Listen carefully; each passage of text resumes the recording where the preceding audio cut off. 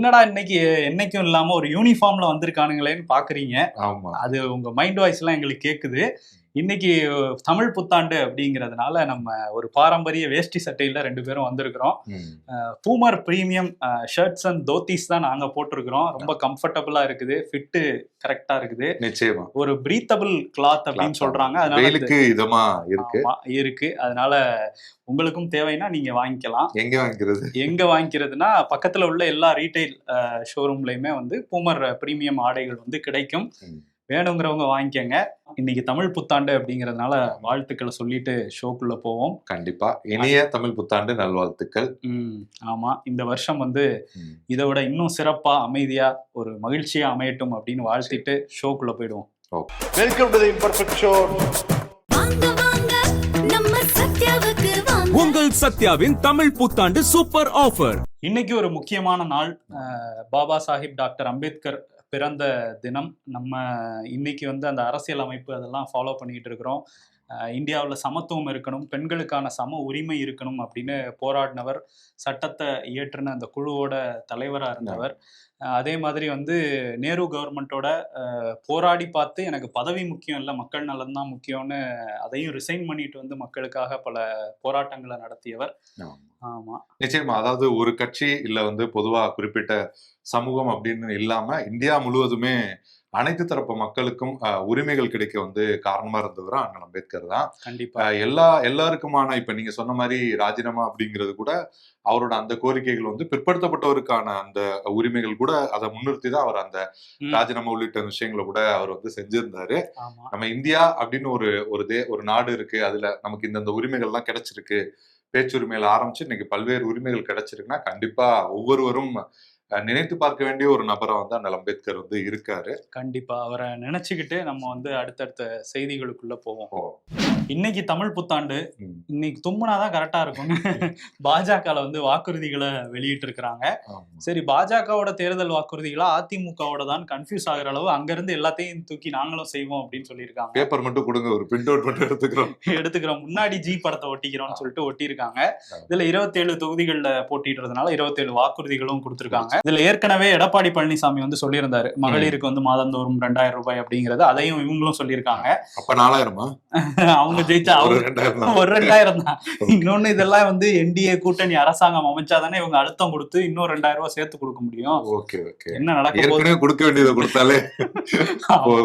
சரி, இன்னொன்னு என்ன சொல்லியிருக்காங்கன்னா, அந்த இது சிலிண்டர் 3 சிலிண்டர் தீபாவளி, பொங்கல், தமிழ் புத்தாண்டு 3க்கும் வந்து இலவச சிலிண்டர் இருக்காங்க. ஜி வந்து இலவசங்களை ஒழித்து விடுவேன் அப்படிலாம் பேசிக்கிட்டு இருந்தாரு. அது மட்டும் இல்ல, ஒரு 2 மாசத்துக்கு முன்னாடி வரைக்கும் சிலிண்டர் வந்து ஒரு 850 ரூபாய் கிட்ட தான் வந்துட்டு இருந்தது. இப்ப பாத்தீங்கன்னா ஒரு 930 ரூபாய். இப்ப இந்த ரீசன்ட் டேஸ்லயே ஒரு 50 ரூபாய் கூடி இருக்கு. அதெல்லாம் குறைச்சாலே கூட போதும். ஆனா நாங்க வந்து ஃப்ரீயா கொடுக்குறோம் உங்களுக்கு அப்படின்னு காலி சிலிண்டரை கொடுக்க போறாங்கன்னு நினைக்கிறேன். இன்னொன்னு வந்து என்ன சொல்லியிருக்காங்கன்னா, திருப்பரங்குன்றம் அங்க வந்து தீபம் ஏத்துவோம், இவ்வளவு காலம் எப்படி ஏத்திக்கிட்டு இருந்தாங்களோ அதை மீண்டும் ஏத்துவோம்லாம் சொல்லி தேர்தல் வாக்குறுதி இல்ல சொல்ற அளவுக்கு அதுதானே பண்ணுவாங்க எல்லா மாநிலத்திலயும். இங்கேயும் பண்ணிருக்கிறாங்க. ஆனா எனக்கு என்ன ஆச்சரியம்னா, ஏத்திக்கிட்டு தான் இருக்கிறாங்க. அதாவது அங்க ஏத்தவே இல்லாத மாதிரியும் திரும்ப வந்து நாங்க அங்க தீபம் ஏத்துவோங்கிற மாதிரியும் ஒரு வாக்குறுதியை கொடுத்திருக்காங்க.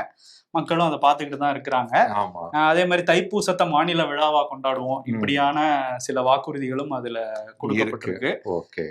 இன்னைக்கு தமிழ் புத்தாண்டு எந்த வருஷமும் இல்லாத அளவுக்கு கொண்டாடி இருக்காரு. ஆமா, கண்டிப்பா. நீங்க சொன்ன மாதிரி எந்தெந்த நேரத்துல தும்முனா தமிழ்நாட்டை அட்ராக்ட் பண்ணலான்றது வந்து இந்தியால இருக்கிற மற்ற எல்லா அரசியல்வாதிகளை விடவும், ஏன் தமிழ்நாட்டுல இருக்கிற அரசியல்வாதிகளை விடவும் அதிகமா தெரிஞ்சிருக்கவர் மோடி. ஆனா அந்த அளவுக்கு அட்ராக்ட் ஆயிடுச்சு அதானே கேட்க கூடாது. தும்முறாரு, பட் அதுக்கான முயற்சியில இறங்குவாருன்ற மாதிரி. பொங்கல் தான் அமைச்சர் எல்முருகன் வீட்டுல போய் கொண்டாடுவாரு. அப்படி ஒவ்வொரு விழாவையும் ஒவ்வொரு ஆள் வந்து பிக்ஸ் பண்ணி வச்சிருக்காருல்ல.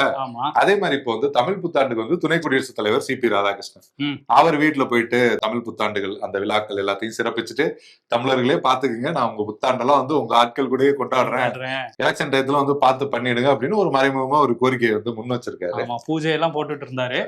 பாப்போம் இங்க தமிழ்நாட்டுல அந்த பூஜை எடுபடுதா இல்ல என்ன ஆகுதுங்கிறது மே 4ஆம் தேதி தெரியும். நிச்சயம்.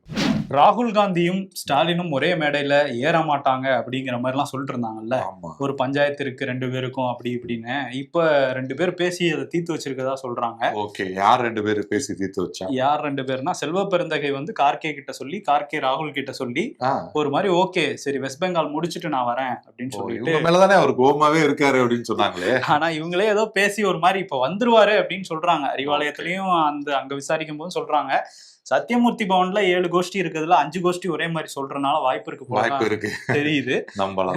ஏன்னா வந்து ஒரே மேடையில பிரச்சாரம் பண்ணுவாங்க கண்டிப்பா. இந்த இன்னொரு 8-9 நாள் தானே இருக்கு, அதுக்குள்ள ஒரு நாள் பண்ணிடுவாங்க அப்படின்னு அவங்க நம்பிக்கையா சொல்றாங்க. அப்புறம் அடுத்து ஒரு ட்வீட்ல எல்லாம் இனிமே ஸ்டாலின் பிரதர் வரும்ன்றீங்க. பிரதர் வருமா, மேடையில என்ன வரும் அதெல்லாம் வந்து நம்ம வெயிட் பண்ணி பார்க்கணும். முதல்ல மேடைக்கு வருவாரா, அவங்க ரொம்ப நம்பிக்கையா சொல்றத பார்த்தா வருவாருன்னு தோணுது. டெல்லியில இருந்து வெஸ்ட் பெங்கால் வழியா இங்க வருவாருன்னு நினைக்கிறேன். பாப்போம், நம்ம வெயிட் பண்ணி பார்ப்போம்.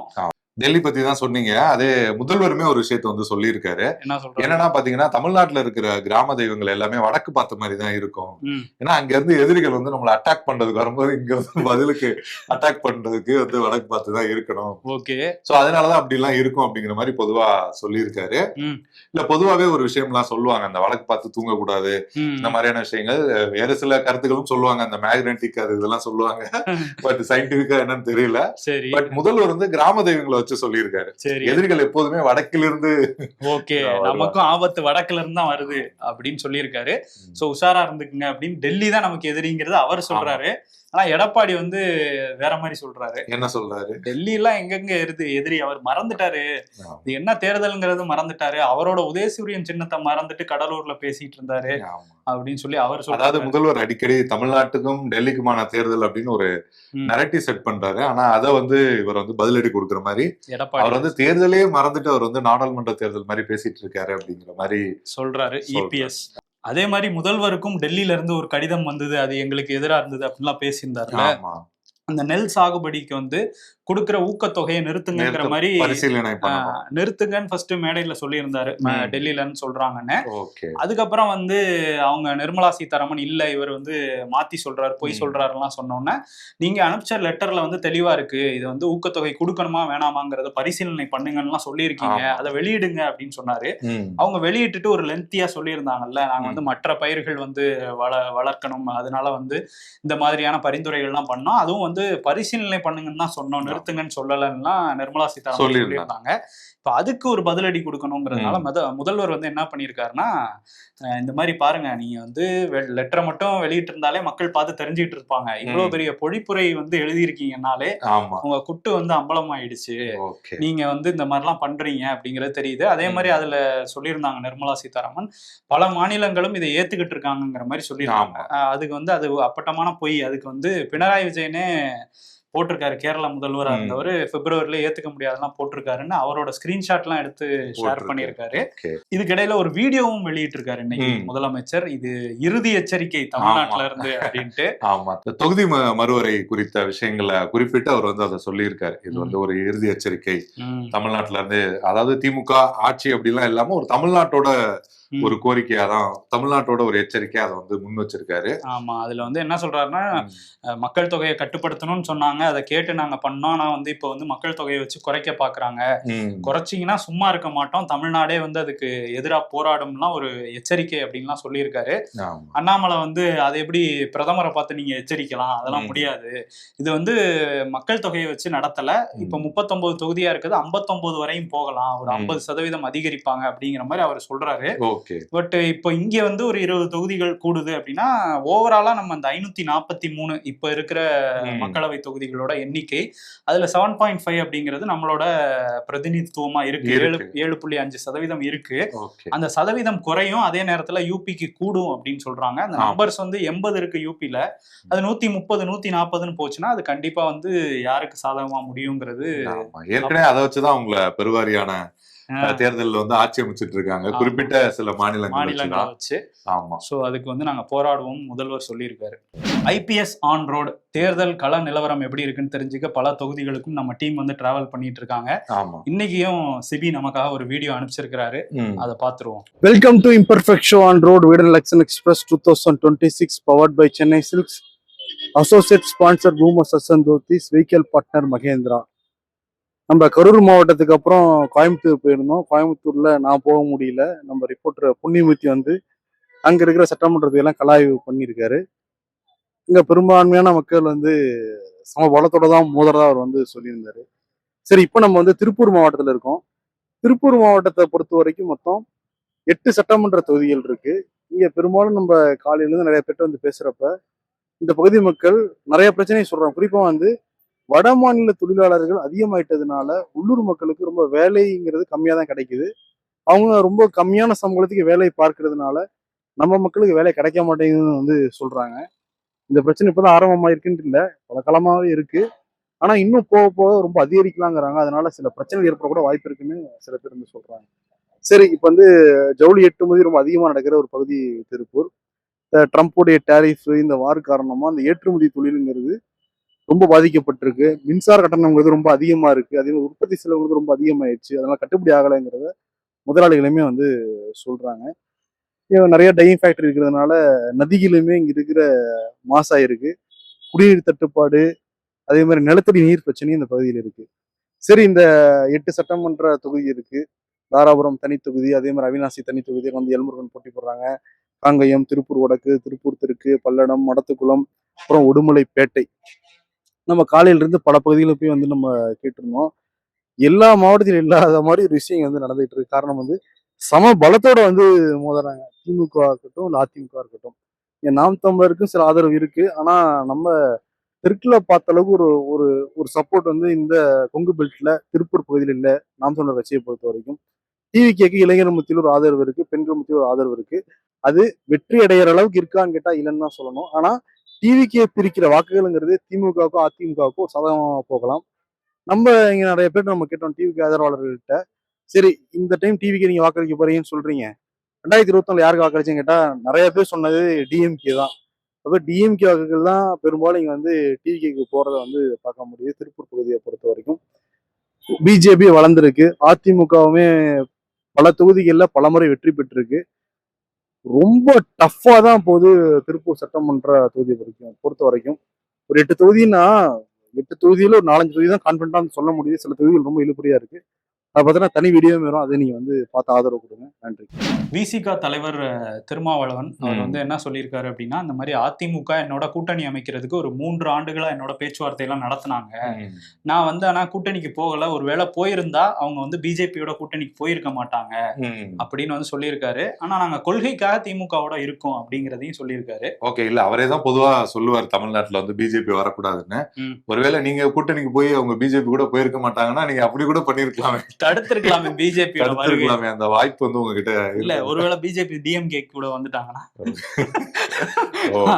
தெரியல. அது வந்து அவர் வந்து அப்படிதான் சொல்லியிருக்காரு. இன்னொரு பக்கம் வந்து சீமான் வந்து காரைக்குடியில போட்டிடுறாரு.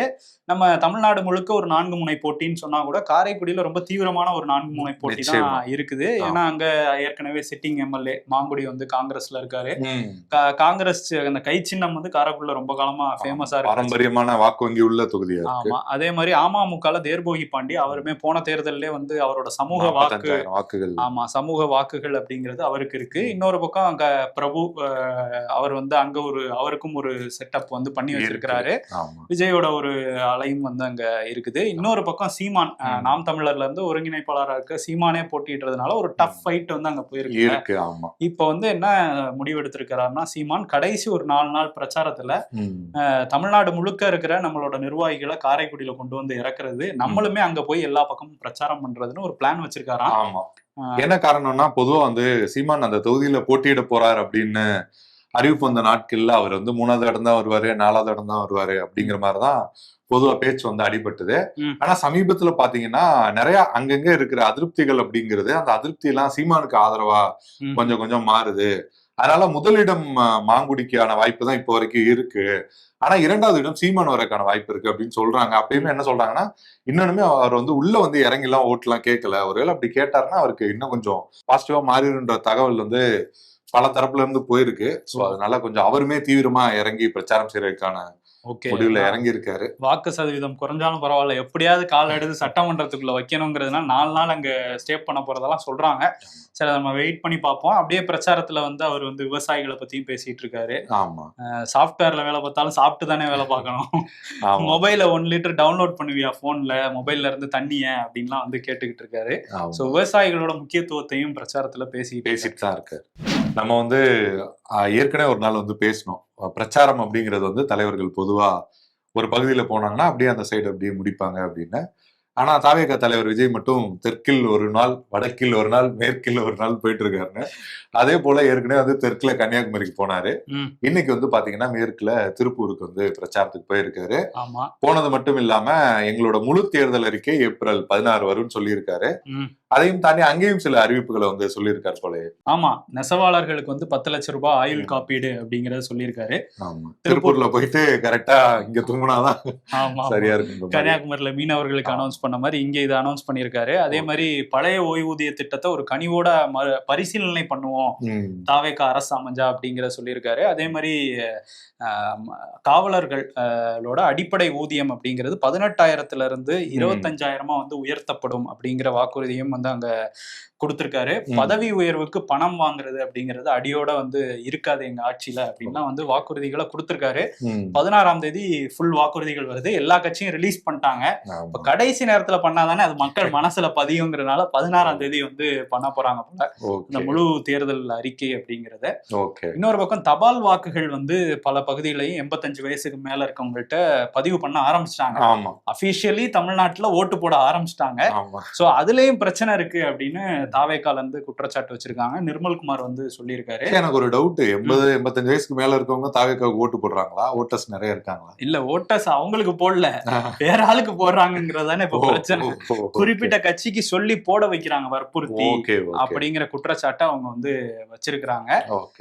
இது காலங்காலமா எதிர்கட்சிகள் வந்து எப்பவுமே ஆளுங்கட்சி மேல வைப்பாங்க. பாஜக மேலையும் அவங்க வந்து சில நேரங்கள்ல நம்ம வச்சது பார்த்துருக்கோம்.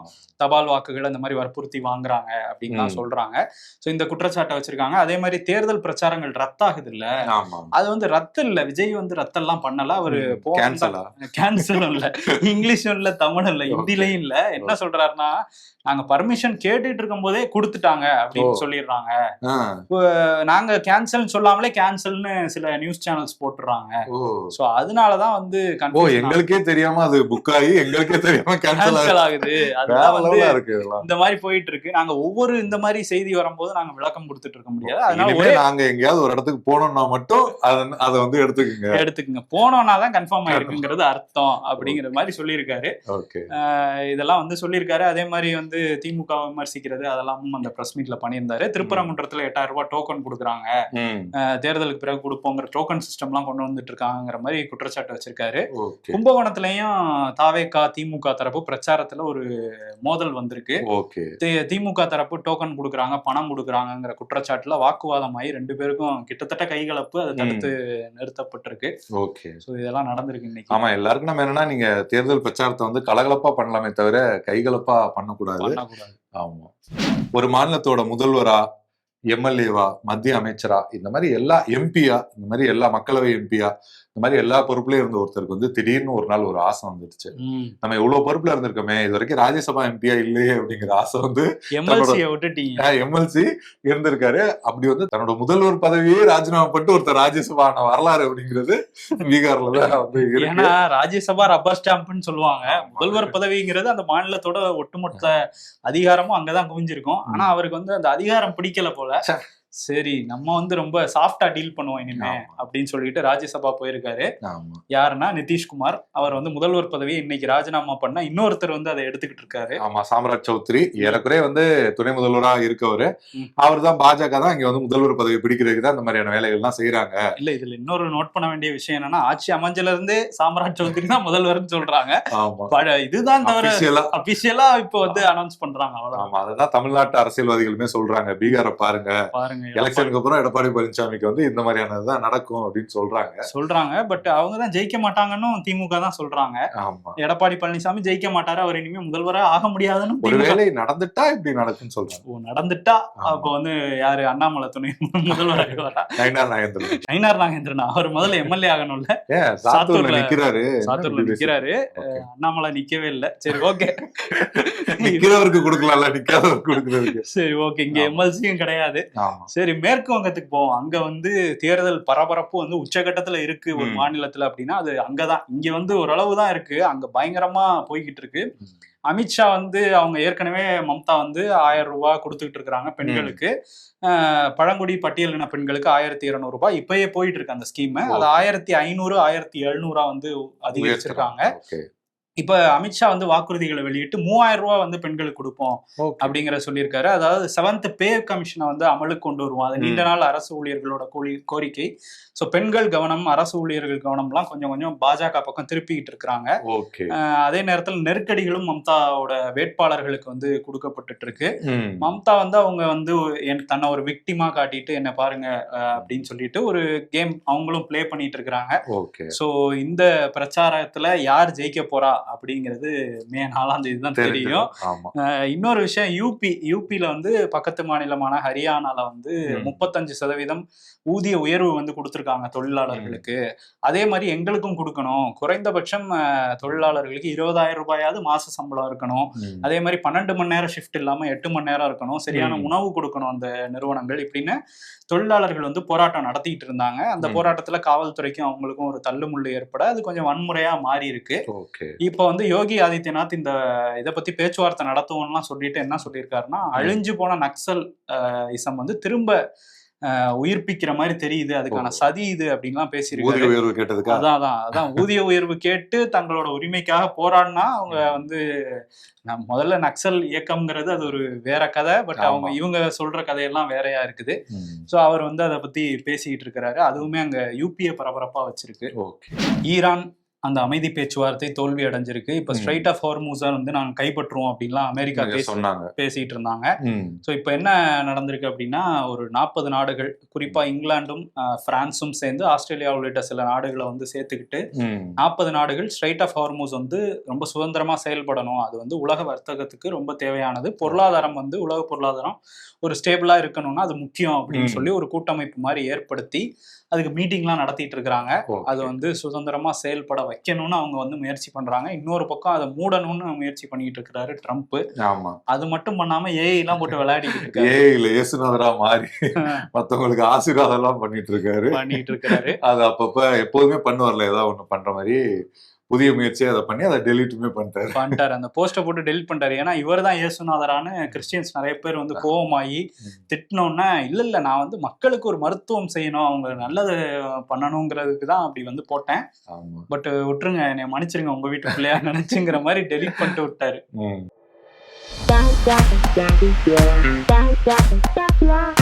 ஆளை பார்த்தா பயங்கர ஜாலியா இருக்க, பழகி பார்த்தா பயங்கரமான டிப்ரெஷன்ல இருக்கியேடான்னு நிறைய பேர் அப்படிதான் சுத்துறாங்க. 12 மணிக்கு சரியா பர்த்டேக்கு விஷ் பண்றவன் நண்பன், பர்த்டே எந்த டேட்டுன்னு கூட தெரியாம இருக்கவன் உயிர் நண்பன். உண்மையாதான் தெரியுது.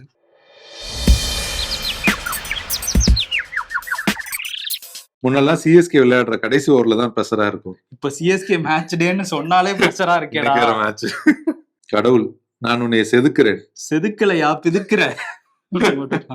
அரசியல்ல இதெல்லாம் சாதாரணமாப்பா. விருது பகுதிக்கு வந்துட்டோம். குஷி படம் பாத்திருக்கீங்களா? பாத்திருக்கேன். அதுல வந்து விஜயகுமார் வந்து அவங்க ஜோதிகா கிட்ட என்ன சொல்லுவார், ஏல சமாதானம்ல அப்படிங்கிற மாதிரி முதல்வரும் காங்கிரஸ் தலைவர் ராகுல் காந்தியும் சமாதானம் ஆயிட்டாங்க அப்படின்னு சொல்றாங்க. சோ அதனால ஒரே மேடையில பிரச்சாரம் பண்ணுவாங்கன்னு சொல்றாங்க. சோ அதனால சமாதானம்ங்கிற விருதை ரெண்டு சமாதானம் 2 பேர் இருக்காங்கல்ல, ஆளுக்கு ஒன்னா பிரிச்சு எடுத்துக்கிட்டோம். 28 சீட்டுக்கு ஒரு சமாதானம், அதையும் சேர்த்து 175 உதயசூரியன் சீட்டுக்கும் சமாதானம். சோ இது வந்து விருதா கொடுத்துட்டு நம்ம கிளம்புவோம். நம்ம நன்றி சொல்லணுமா? சமாதானமே சொல்லிடுவோம். உலகம் வந்து சமாதானமா இருக்கட்டுமே. நன்றி. உங்கள் சத்யாவின் தமிழ் புத்தாண்டு சூப்பர் ஆஃபர்.